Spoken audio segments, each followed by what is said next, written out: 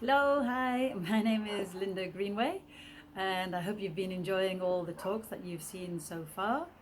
Now, have a boutique hotel here in just above Marbella. It's in a beautiful place in the nature, because that's also a little bit about what I'm going to be talking about today with the detox plan.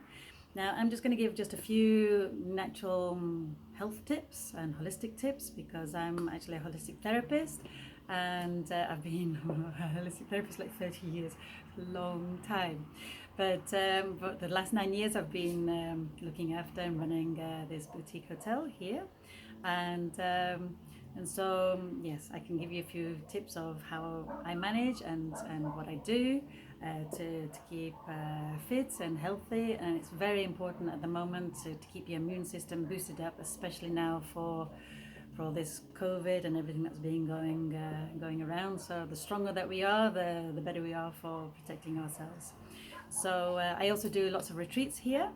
Um, and in the retreats we do all sorts of beautiful things from breath work, which that is something that is very important. That's also very cleansing for the body. We do yoga, we do detox. The detox retreats that we do are anything from doing broths and juices. Now the broths are fabulous. We put all sorts of vegetables into the broth, so you can always do this at home. Do it. I mean, I tend to choose things like the vegetables that all look more or less the same kind of colors. Otherwise, it looks really a murky broth, and you just want to like really cook them and then take out the juice from them. So I tend to do like an orangey kind of one, which is like with all the squash and pumpkin and carrots and maybe red peppers, orange peppers, and things like that.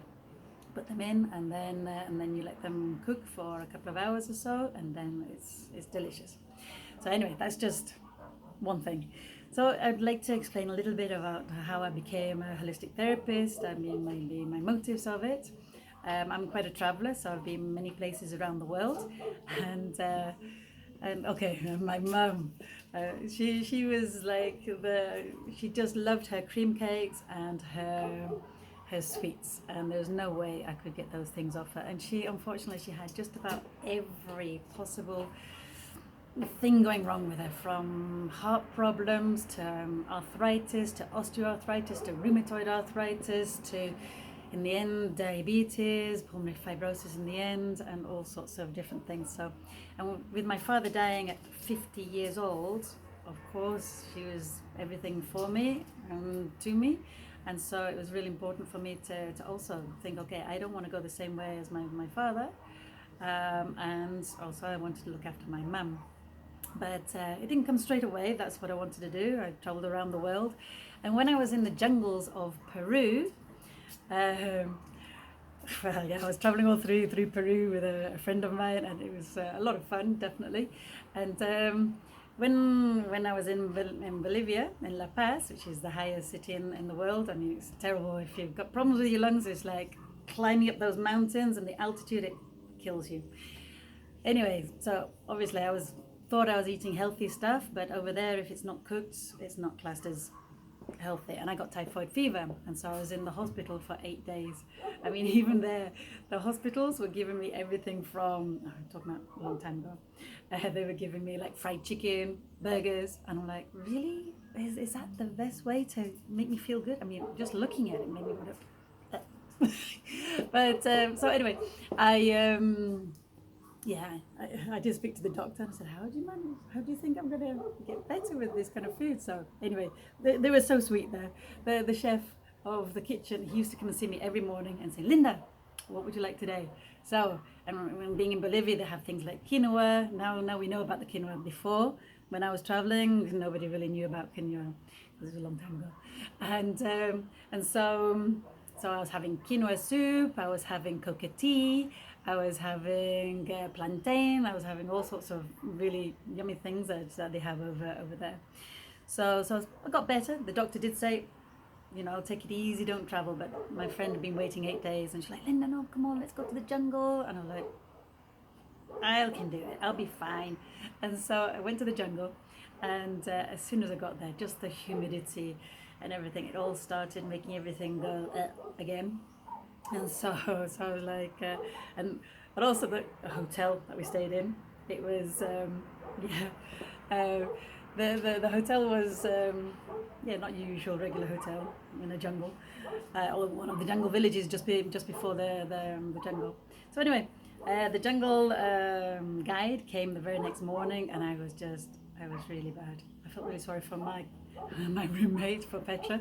She was like, "Oh my God, Linda!" But anyway, so the guide who's going to take us to the jungle, he just took one look at me and he was like, "Linda, you need uña de gato, which is cat's claw."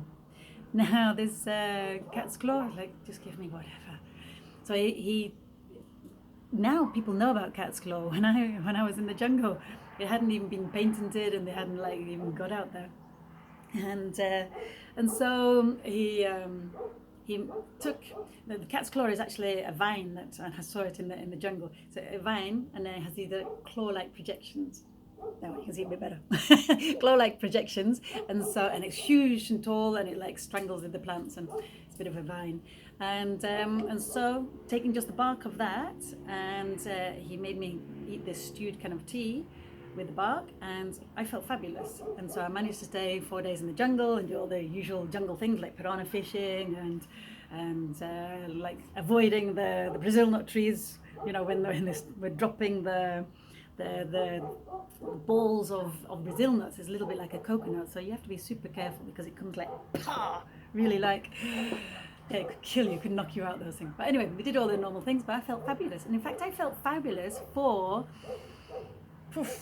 maybe a year and a half, 2 years. I didn't have any colds or flu or bugs or viruses or anything like that. So that is definitely something that is very good. And afterwards I discovered that it's good for the 3 systems in the body, for the digestion, for the intestinal system, and for boosting up the immune system. So it's something I would definitely recommend for even now. So with me seeing how that affected on my body, I was like, no, I definitely need to learn more, and that's why I became a holistic therapist. So I learned everything about aromatherapy, reflexology, diet and nutritional advice, and having the hotel is kind of like perfect, tying the 2 things together. So just to give you a few like little tips of what's a good way of keeping yourself clean and healthy, it's really important in the morning. The first thing that you should do is to use a tongue scraper. I don't know if anyone else has mentioned this, but anyway, use a tongue scraper. And to use a tongue scraper, first thing, before brushing your teeth, you have to stick your tongue out and stick it right at the back. I'm not going to do it because it's, yeah, you don't want to see it.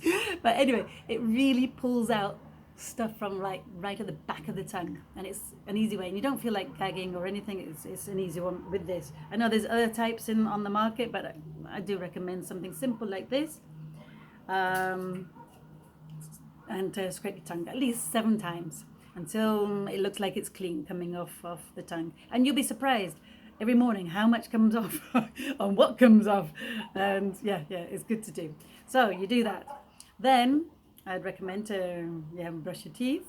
But it's really important that you have a supernatural toothpaste. I mean, okay, the toothpaste that I'm using at the moment is amazing. It's really good. It's with lemon and cinnamon and clove and supernatural. I think a lot of people don't realize it, but just using a regular kind of toothpaste, some of them, they have all sorts of things in. So it's better to have a really supernatural one. So I'd recommend to invest. They are a little bit more expensive, but it's better if it's organic, because really it stays in your mouth. Even though you spit out what you spit out, it's still getting into the body. And then I'm a natural freak. I do love everything natural. And what I would recommend also after your shower, to use again only just natural creams on your body, natural lotions, because underneath the skin you have all the hormones, and the hormones takes everything into your body. And I'm one of these maybe strange people that I feel everything that's going on in my body. And for me, if I use a cream that maybe has maybe a little bit of chemical or something that's not quite right in it, after a day, I don't know, I feel a bit down. So I don't know if you guys notice the same thing.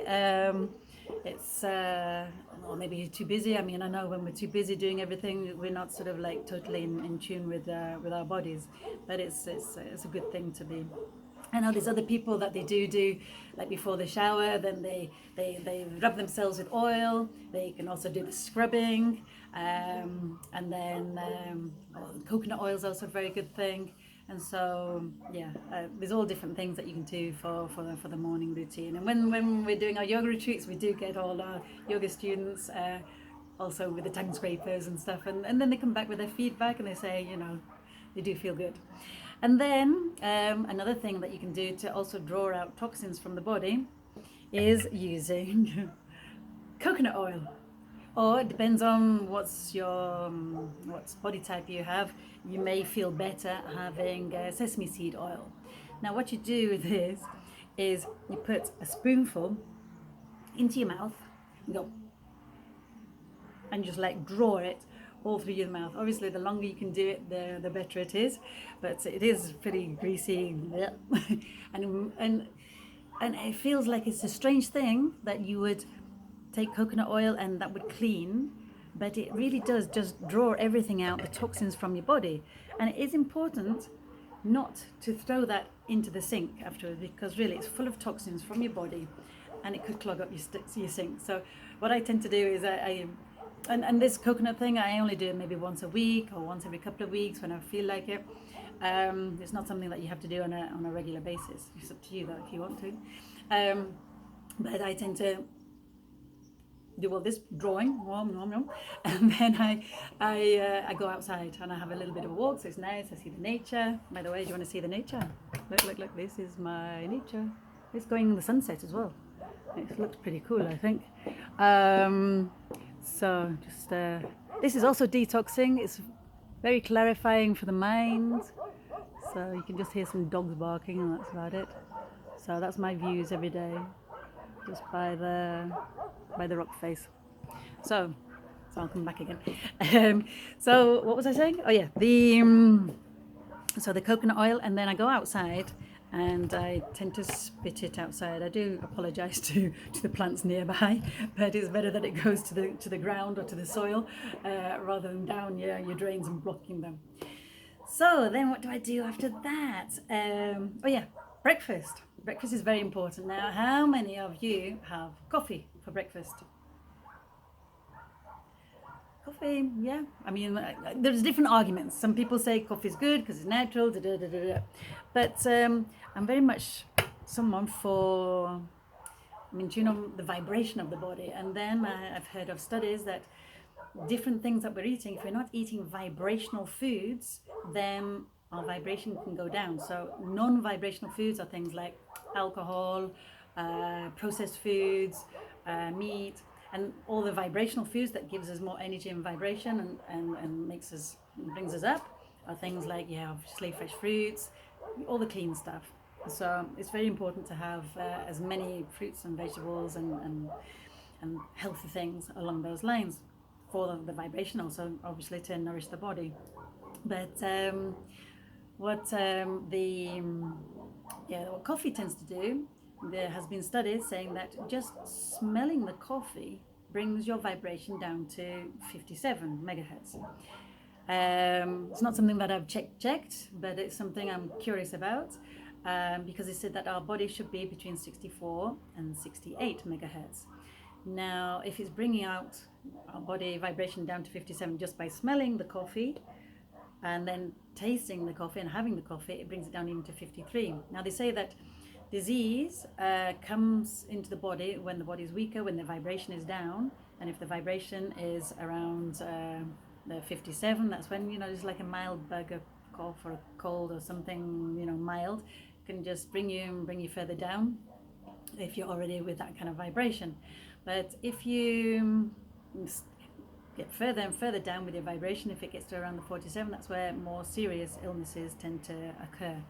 So it's really important to boost your boosts your immune system up and your vibration.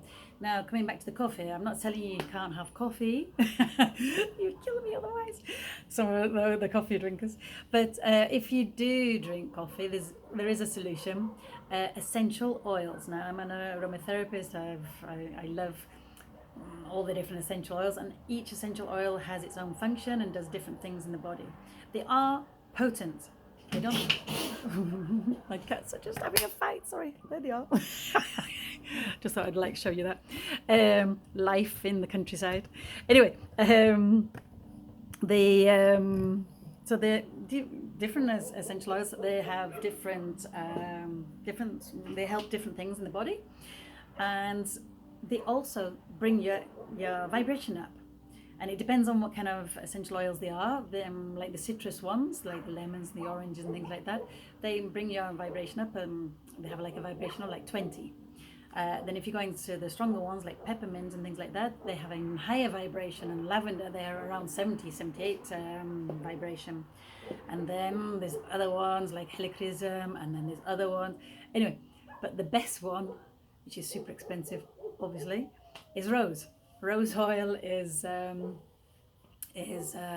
super expensive for only a really small amount, but that's got a vibration over 300. So if you really wanted a fix, then always have some rose on the side. Now, essential oils, they are extracted in all different ways, and that's why they are expensive.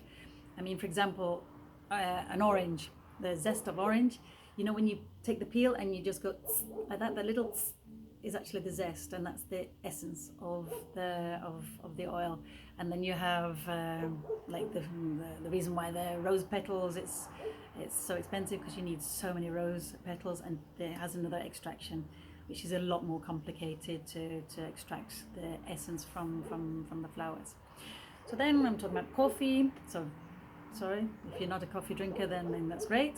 I have like for myself, I know like green tea and jasmine tea and things like that. I have for my breakfast with maybe some toast with avocado. Avocado is always very good.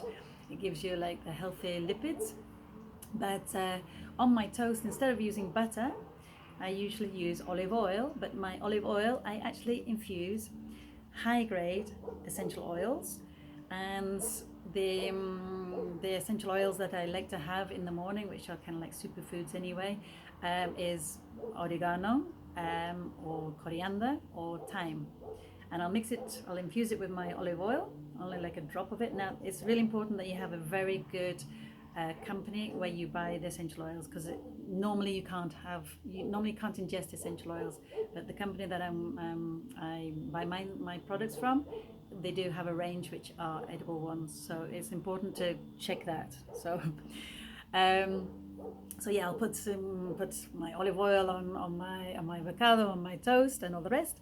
And then obviously, if I'm doing like a green smoothie, that's also something we do in our retreats. We do fabulous smoothies. Or I get all the local farmers that they come around. They give me some. Well, I buy it, but I feel like it's like. I buy all sorts of stuff from the farmers.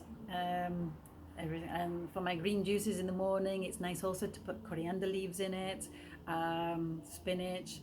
What else do I do? Celery. Celery is an amazing one. Really like cleansing. Pepino. I'm thinking of it in Spanish now. In English is cucumber. Cucumber. That's also really nice. It's really refreshing. It's really cooling on the body. So putting that into the juice. If you don't like sort of like too much of the vegetable kind of things first thing in the morning, then okay, you can put an apple in just to sweeten it up a little bit, or a pear in it. You can mix it a little bit. And again, I also put like my essential oils in, because they're like superfoods and they're very good. And also when you're taking like thyme and oregano, if you have anything inside, any bugs or anything, or they kill everything. It's like they kill the parasites, they kill it's all good stuff for you. So what else can I tell you today? Speaking about the essential oils, I can tell you also here in the hotel I have to do a lot of things for the problems with the COVID. So I have my essential oils diffusing in the air, that cleans the whole air, so you can see. So there you are. You've got my diffusers or my essential oils. It's a shame. I wish you could smell it. I wish you could smell it because it's like smells absolutely amazing. That one I've got a mixture of fennel in it, and I've got some cedar wood, and I've got some citrus oils in it. But yeah, I do all sorts of things like clove oil and stuff. So so yeah, that's diffusing, and then also I make my own mixes up, which is also very good for cleaning the hands. Yeah, what do I do? I mix. There's a mixture of clove oil, which is fabulous. Clove oil and cinnamon and lemon. If you're using like a mixture of those, then you can put it into water, or you can also mix it with alcohol if you really want to be. What's the word for it? Yeah, if you really want to make sure that everything is super clean on your hands, I always take like a little spray with me, and I take it with me to the shop, so I spray it onto the tables when I'm having my food. I also spray it onto my hands, especially going to the supermarkets, and also I spray all my car with it, which is great because you come into your car after the supermarket and stuff, and it's like disinfected the whole car. So yeah, that's some stuff that I tend to do. By the way, this is my terrace outside. I thought you might like to see that, the views and all the rest of it. So right. Oh yes, coming back to all natural things. Not only do I use natural creams and lotions for my body, also the shampoos. It's all little things that you probably don't think about, but it's or maybe I'm just reminding you because probably you do know about it. But anyway, the shampoos and everything, it's important that they're also organic and that they're natural. Obviously, I use mine with all sorts of different essential oils. Talking about essential oils, if you put rosemary in your essential oil and you really massage it in, it really helps the hair to grow stronger. And clove oil is absolutely amazing for really thick and strong hair. I've only just started recently, that's why my hair's not so amazing. But I have noticed a difference over the last 2-3 months that I have been taking clove oil also with my foods, and also putting it into my shampoo. So I have noticed a difference in the last 3 months. Right, and then what else can I tell you?